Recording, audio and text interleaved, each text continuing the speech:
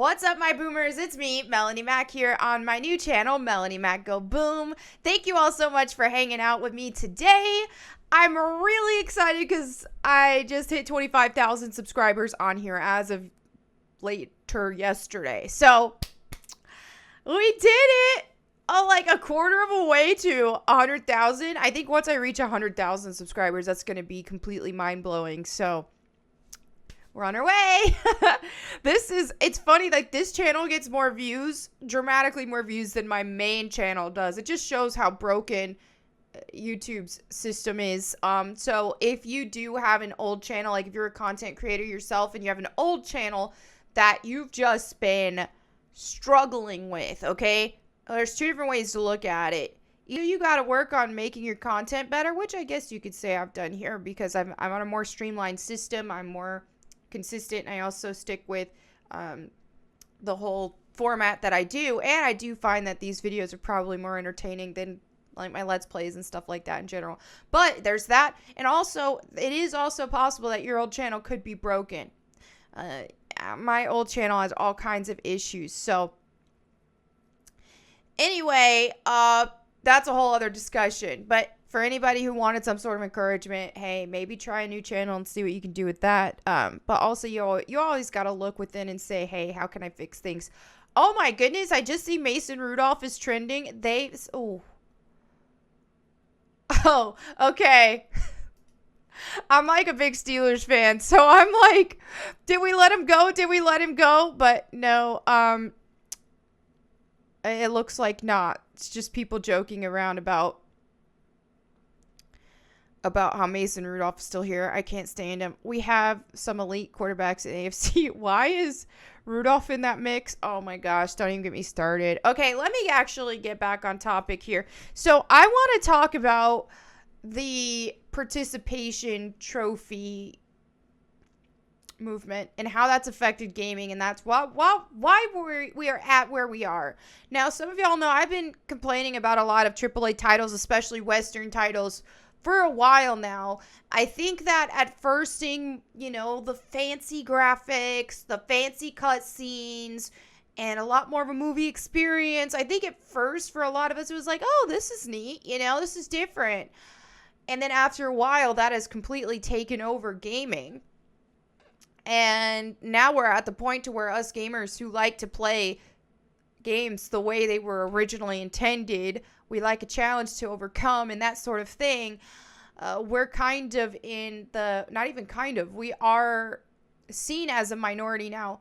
Even though I think that what we want and what we like, and when it's executed right, actually sells extremely well. And this is why I talk a lot about Elden Ring. I've been playing that. Just started playing that and freaking loving it. And it does bring me back to more old school style gaming. And I'm going to get a little more into detail about this and show some tweets I made, some replies, all that kind of stuff.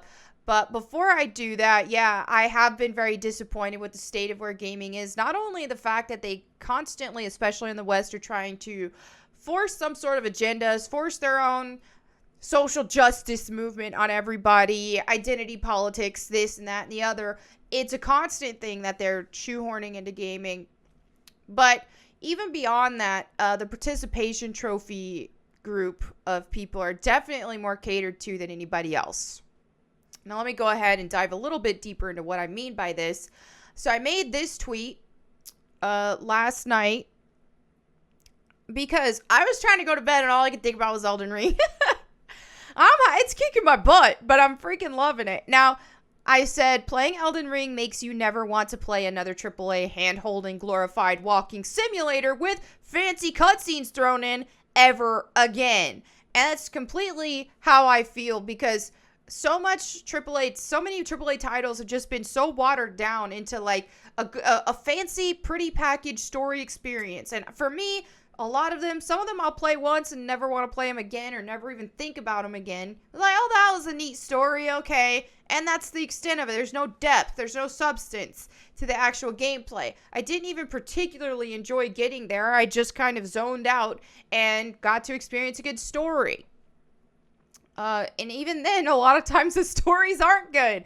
And as I've said, I'll get into my other tweet that kind of elaborates further on this in a bit, but this tweet made a lot of people mad. And it's funny because I didn't anticipate that. Maybe I should have, but it did make a lot of people mad. Hey, this is my opinion on what I like on games. I like games to be a challenge that we need to overcome and that make you feel rewarded when you progress. I mean, this is one reason why I love classic Tomb Raider so much, is that it was a challenge to not only traverse, just the general traversal in the game, jumping, grabbing, all that kind of stuff was a challenge. And so you felt accomplished whenever you got through a particularly difficult part that had traps and sliding down and trying not to fall in a hole and being able to calculate all of your maneuvers properly. It's funny because people call this bad controls nowadays, but that was actually a gameplay dynamic and what made the game so fun. And they've changed that. They've added auto grab. There's no challenge in maneuverability anymore whatsoever. Not to mention puzzles, which are optional now for the most part in modern Tomb Raider. And ever since Legend onward, just completely turned Tomb Raider into a very easy walk in the park experience. Whereas it was traditionally a game that required multiple tries to progress. You weren't going to play, Tomb Raider 1 through 6 without dying a single time on your first try or only dying a couple times. This was something that you play these games, you're going to die multiple times a lot, especially your first time attempting them. Now, maybe you keep playing them and get really good at them, and that can change to some degree. But yeah, that's how it was. It was a trial and error type game to play. And I love that. And things have changed dramatically in that regard. So I made this tweet because for those reasons, I don't like how a lot of Western games have just put so much focus on fancy cutscenes and graphics and have made gameplay take a back seat to where you have prompts and arrows that tell you where to go. You got the main character that's telling you what to do if you are spending anything more than 2 minutes trying to figure out a puzzle. They treat you like you're stupid. And yeah, a lot of games now, it's just like push one button or 2 buttons and just keep advancing, keep having everything tell you what to do. And then, oh yeah, you get to watch pretty graphics and you get to watch pretty cutscenes. That's it. I'd rather watch a movie personally. So Delacroix says, careful, you're going to upset the story/easy mode gamers with talk like this. I said, I already did. I wasn't expecting it, but I should have known better. Now, there were some takes here. I don't expect everybody to have to like everything I like. And there's going to be a lot of people who don't like this type of game, and that's fine. However, I think my issue is that those of us who do like this type of game, which is traditionally how gaming was originally started, was similar type formulas or similar levels of difficulty, we shouldn't be in the minority now. We shouldn't just have a game that drops like every once in a blue moon that fits what we want, what we're looking for. That's my opinion. Now, we do have Zawa here, who I do like usually, has a lot of good takes and stuff on what I have to say. But I disagree with him here, but he's allowed to have his own opinions. He said playing Elden Ring reminded me why I can't stand Souls games, LMAO. Made it like 20 minutes in, wondered why I was wasting $60 back to my regularly scheduled programming. And so people are like, oh, so you didn't make it past the tutorial. Somebody else made a reply here that was basically saying, okay, so you died twice and quit. Yeah, you're right. This game isn't for you. In which case it's true. If you don't want a game where you're going to die twice. Now, he did further elaborate later that he likes to play competitive titles like Apex Legends and things like that. So if he's more of a competitive gamer and wants to be a multiplayer gamer and that's more his thing, well then, yeah, this is a single player game. It might not be his taste for that reason. So I wouldn't call this person a participation trophy person. I do think that he's missing out on an amazing experience because he died a couple times. But, not everybody has to like what I like. And then Llama here. He says, not quite the same comparison, but after Breath of the Wild, my bar for open world games was raised higher than anything that came out since. Elden Ring sounds like it might replace that bar. Next payday, dun dun dun. Oh my gosh. Llama, if you're watching this video, this is one of my really close friends' husband. She has one husband. I don't don't know if I said that wrong. Llama, you are in for a freaking treat, my guy. I swear. Because, I do agree that Breath of the Wild did raise my bar as well for open world games and stuff. What I like about Breath of the Wild is that it doesn't hold your hand and all that. So picture Elden Ring. It takes a lot of the great things about Breath of the Wild and even, in my opinion, expands on it. And I thought Breath of the Wild was one of the best games of the past, decade, if not 20 years. But I like Elden Ring better in terms of its open world and all that kind of stuff so far. I still have a lot more to play of it. But, But either way, I think Breath of the Wild is definitely on the right track and definitely doesn't fall under that participation trophy type gaming. It doesn't hold your hand. And I love that about it. So some people got really salty about this. We got a lot of people who agree. Like this tweet went relatively viral, but some people did get salty about it. Some people got upset about it. I was going to show this tweet of this big long chain and I don't see it. Oh, he blocked me. That's why.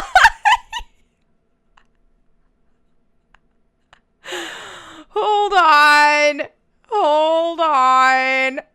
Bro. Okay, I'm going to incognito window this. Oh, sorry for the brightness. Okay, I can't believe he blocked me over my video game opinions. So, anyway, he goes, yeah, well, not all games. Don't come for this guy, by the way. Don't. I don't want anybody coming from this video to reply to. It's not necessary. I'm just showing this to show that I disagree. But just saying, he's already got roasted enough. We don't need to gang up on him. He goes, well, not all the games are for everyone. I cannot find myself to like Elden Ring or any game from that similar branch. So are you suggesting I play crap games because I do not play Elden Ring? I said it shouldn't matter if you think, it shouldn't matter if I think the games you like are trash. Like what you like, which is my opinion with almost anything when it comes to Twitter. Like, I seriously just made a tweet about my opinions on games. Nobody has to agree. And the fact that my opinion on games upsets people is really odd to me. This is just my opinion. So he goes, it matters to me when people like you, so-called influencers, are putting out statements like these anyway. Then I think that the FromSoft games are uber trash and silly to have to waste countless hours on killing one boss. But this should not matter to you, lol. I said, it doesn't matter to me. You're entitled to not like something I do like. Life is much better when you don't get butthurt about different opinions. So, yeah, I don't know. This is it. This is that participation trophy crowd. Not only do they want these games that give them that participation trophy, which, I disagree with, but hey, if that's what they like, fine, go for it. But not only do they get mad about that, but they get mad if you disagree and you don't like those type of games. They get mad if you think those games are trash. Or we're not allowed to have our opinions. And so, then, okay, tweet author deleted all this. Someone was kept trying to argue with me. So then I thought it was funny how this guy just replies, yes. So you're suggesting I play crap games because I don't play Elden Ring? Yes. I was so tempted to post this originally, but I was like, let me not, because that's going to sound harsh, but I'm really glad someone else did. Now, let me elaborate a little further here, because some people think that those of us who are really liking Elden Ring or that have played Dark Souls or any type of Soulsborne game. Now, I've really enjoyed Dark Souls games, but I don't count myself as an avid Soulsborne fan because I haven't played all of them. And yeah, but I do quite enjoy the formula and all that kind of stuff. And with Elden Ring, I'm like a massive, massive fan of this so far just because I do like open world when done right, especially with those sort of mechanics. Now, a lot of people think that those of us who like these type of games, and especially the super hardcore Soulsborne fans, they think that they have this air of, oh, I'm a superior gamer because I like difficult games. I'm just this elite gamer and you can never get on my level, when it's not that. I don't know any Soulsborne player that counts themselves as an elite gamer. In fact, when I talk to them, or I'll mention, okay, I'm really excited about Elden Ring before I dove in and started playing, but, I do suck at Dark Souls games. Even though I enjoy them, I suck at them. So, we'll see what happens. The reply is always, dude, I suck too. That's part of the fun. It's the overcoming the obstacles. It's not about thinking that you're a superior gamer. I think Dark Souls and Soulsborne games in general really humble people who like them. It's not that anybody who likes these games think that we are better gamers than other people, even though, to some degree that might be the case, depending on people who only want to play story-based games. But it's not about that. And this is where I elaborated a little further. I said, liking to feel challenged by a game and having the rewarding feeling of overcoming adversity has nothing to do with feeling like a superior skilled elite gamer, and everything to do with not wanting to have a game treat you like you're stupid and reward you for doing nothing. And I don't know, man, like, I've always enjoyed gaming ever since, the beginning when I started playing video games, dude. Like, when I was a kid, and I'm 35 years old, so I've been in this game for a while. What I enjoy about most games is the accomplishment and the feeling that I've accomplished something and trying something, failing at it, trying again, failing at it, and keep going and progressing. Okay? If I just wanted a good story, I'd watch a movie. Those are, it's nice little things to have depending on the game. It's also nice to have games that don't have that thrown in your face every 2 seconds. But, when I look at something like Devil May Cry, especially Devil May Cry 5 that dropped fairly recent, or even Resident Evil. I really liked Resident Evil Village.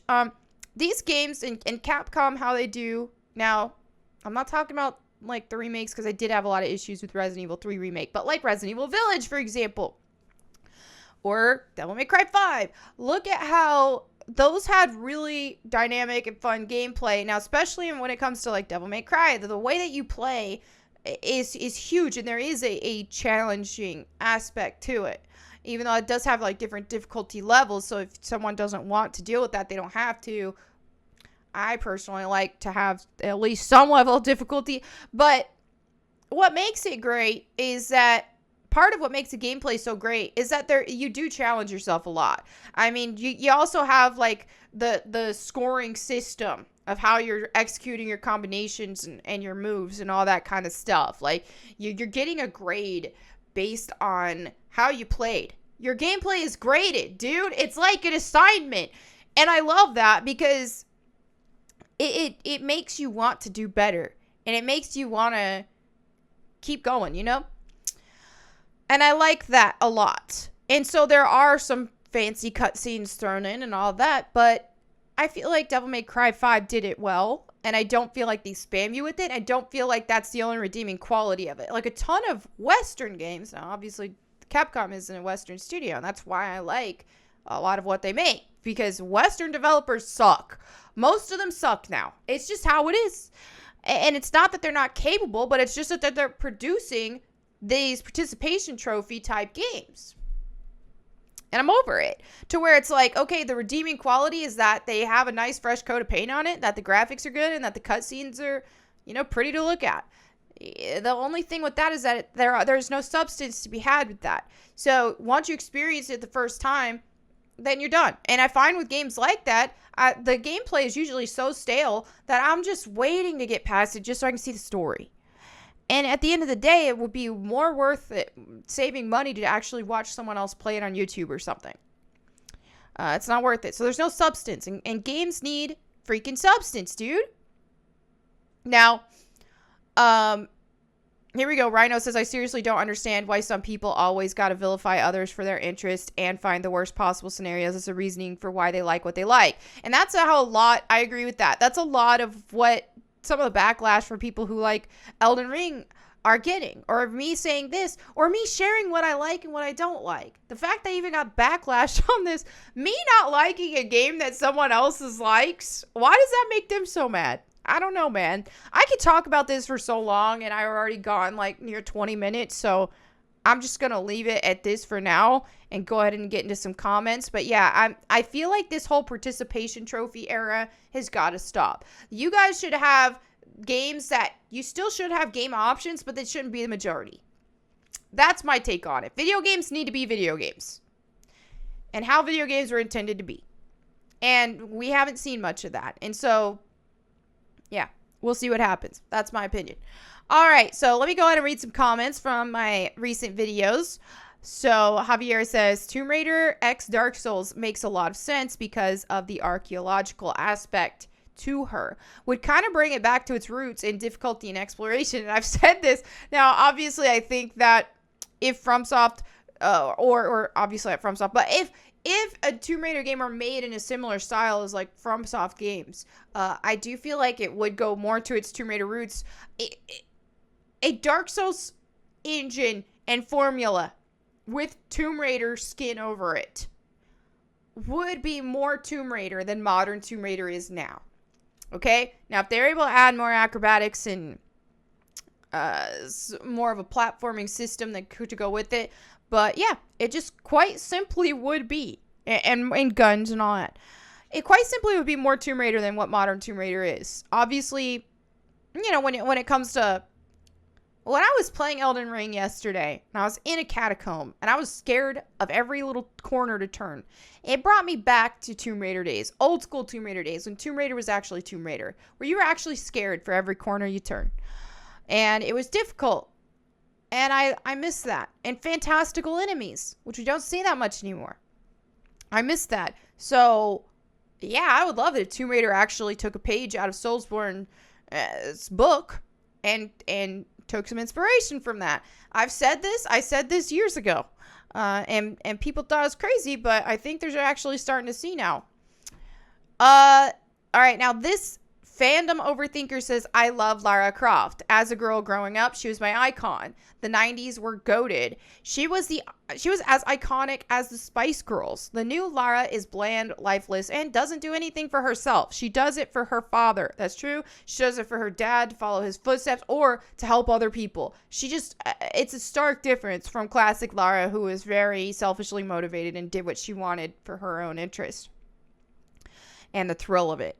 I've shared the same opinion as you ever since the first reboot. I felt like she was slowly changing. First with her tech entourage, which she didn't need, but then Square Enix put the nail in the coffin.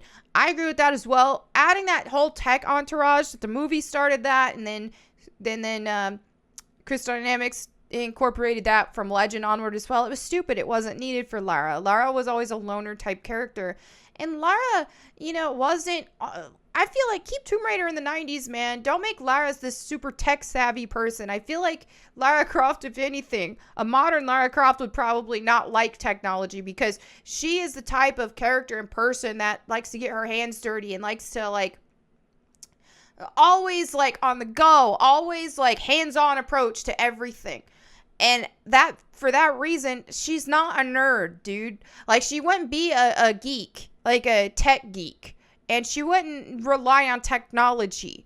She relies on guns, going boom, and just getting her hands dirty. So I hate that when they started incorporating that crap from the movie onward. All right, Gene Mark says, from what I've seen, even straight feminists prefer a masculine man. This is such a good thing to say because it's true. A lot of feminists who hate on men all the time are secretly more attracted, not even that secretly, more attracted to masculine men than they are the soy boys. For the most part. There might be some exception, but you can't fight biology, man.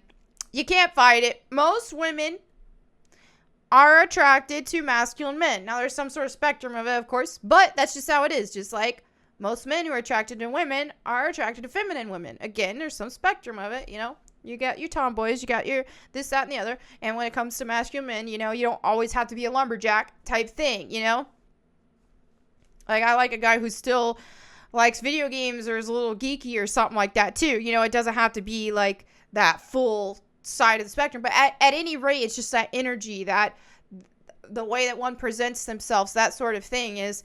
Hey, women are typically attracted to masculine men. And I don't care, even the feminists who want to hate on masculine men and go toxic masculinity all the time, why are they doing that? And likewise, all these women, these white women usually, but they want to sit and hate on white men all the time, knock white men all the time. Why is it they only date white men? It's like the people who constantly are loudest about the things they hate like those things. It's stupid. You know, people who aren't a part of the SJW movement, I feel like date more diverse people than people in the SJW movement. It's so weird. It's like, and not only that, but just interracial dating. I feel like the SJW movement has more of an issue with it than anybody else. They always, like, if somebody has a preference or like dating, then they accuse you of fetishizing it. Like, bro, it's stupid. It's just like, okay, some white guy likes to date Asian women or black women, then they're accused of, then it's the white women, usually the white women SJWs that are like, oh, stop fetishizing them. That's what they're physically attracted to, bro. And so that's, yeah, it's just backwards. It's so backwards how it's the SJW wokies that are the more racist and sexist than anybody else, and anything in between, bigoted, this, that, and the other. They want to put everyone in a box. And okay, you stay in this box, and only you can date these people, and only you can date this people, and this, that. It's weird, man. We're in clown world.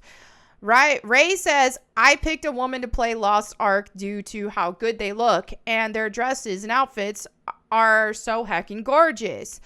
Yeah, they feel sensual, and what's wrong with that? It's not like I'm a creeper or perv just because of that. I just enjoy the whole beauty/cute vibe the world gives me. And so the female characters in Lost Ark. Screw wokies. Good point. Also, speaking of that, on my Elden Ring playthrough, let me pull up a picture. I play as what I call thirsty armor.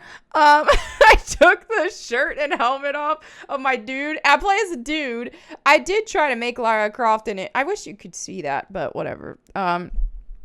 You can watch my gameplay if you want to see it. It's fun playing as a hot dude. What can I say? I like playing as hot women too. And if I was playing as a woman, man, I'd want some bikini armor. You know, it's just fun to me. And you're playing like a fantastical style game. Hey, plays a hot character. Miles says, I play Lost Ark and the player base is in an uproar. They do not want the skins and costumes censored. If AGS and Smilegate do censor the outfits, the game is going to sink faster than New World. And this is the problem with the whole woke movement and with companies bending the knee to them, is that they are catering to game journalists instead of their actual player base. And I don't see how that could ever go well for them. But hey, we'll see. All right, DJ Croft here says, wow, your video was so powerful today. I totally agree with everything you are saying about my Crystal Dynamics slandering classic Lara Croft. Thank you, DJ. DJ, he's a member of the Tomb Raider community. He does these awesome, like, gender bend Lara Croft cosplays and stuff, and I love his work there. Base takes with classic Lara, too. Love it. All right, let me go ahead and go to the verse of the day. This made me think about things when it comes to the whole participation trophy and this and all that. There are a lot of people that, for those of us who do have faith, now, one thing I'm not going to do is I'm not going to force my beliefs on anybody, but I'm not gonna lie to people. And what would consider be lying to me is to tell people that, that their way is going to get them to heaven if it doesn't align with the Bible. That's how I feel. And so I'm going to be honest with that. Now, if they ask, now, again, I'm not going to force that on anybody, but I'm not going to lie. I'm not going to lie against my truth and what I believe to be the truth. And also when it comes to, I feel like this is a parallel even with gaming and stuff, is those of us who like a challenge and those of us who take the challenging road in video games, we're the minority now. Video games is catering to the participation trophy group of peeps. And that just made me think of this. This is a parallel, man. It says, strive to enter through the narrow door. For many, I tell you, will seek to enter and will not be able. Okay? So when it comes to being a Christian and all that kind of stuff and being a believer, that's one of the challenging parts of it, is that the world will not accept you for the most part. There's going to be some people who do, but for the most part, no. You know what? Whenever I rebelled against my faith and all that kind of stuff, dude, it was easy mode. I feel like life was so much more easy mode. I had way more friends, way more approval from people. I didn't deal with hardly any backlash on anything because I was very agreeable. I was very, everybody do your own thing. Okay, that works for you. Great. This works for you. Great. Oh, okay. Yeah, we're all just happy and blah, blah, blah. Dude, I didn't have to worry about any of that. And then once I found my faith again, I get a lot of backlash and issues to the point where just me reading a Bible verse on my videos will get backlash. I've shared some of that a little bit, but that's just where it's at. So being a Christian, and especially actively in your faith, because there's one thing to just say, I'm a Christian, and but not actually following the principles or believing in the principles and changing the scripture to fit what society will accept. Those are two different things. So actually being a Christian, actually being a believer, actually believing in the Bible is not going to make you the most popular person. It's not going to give you an easy life with no ridicule. Okay? You will be ridiculed, period. And it's not for the faint of heart. But at the end of the day, I don't live my life just to please people. Okay? And I felt like this was a good parallel and discussion with today's topic. Obviously, this is a much bigger deal than beating a boss in Elden Ring. But, hey, it's not easy. It's difficult. But it's part of the journey, and it's worth it. And it's worth it for far more than just, fire insurance. What they say. It's worth it far beyond just, hey, okay, well, this will get me to heaven. Obviously, eternal life and all that's is amazing to think about. But there's so much more to being a Christian and following the faith than just that. It's that relationship you have with God and how that puts life into perspective and all that kind of stuff. And being a Christian, you can't be entitled and be a Christian. I like that. Because that being entitled goes against everything that the scripture teaches us. And I find that being a Christian, for me, does make me a better person. And does help me to grow as a person in more ways than one. So it's so much more than just the fire insurance element of it. And speaking of that, there is a lot more research I want to do on heaven and hell, and just how because it's like there's just a lot more I want to dive in on that, and so that's on my to-do list, because I'm reading the Bible. I started from Genesis this year, and I'm keep going. I'm in Exodus now. Reading at least a chapter every day has been my goal. I will admit there have been a handful of times I haven't, but for the most part, man, I've been on it.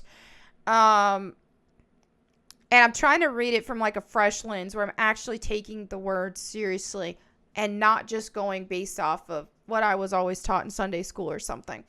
So yeah, that's another discussion I do want to dive more into. I've seen different perspectives on it, but I just really want to, I feel like heaven and hell are concepts that there's probably so much more depth to the discussion that I want to dive into and understand better.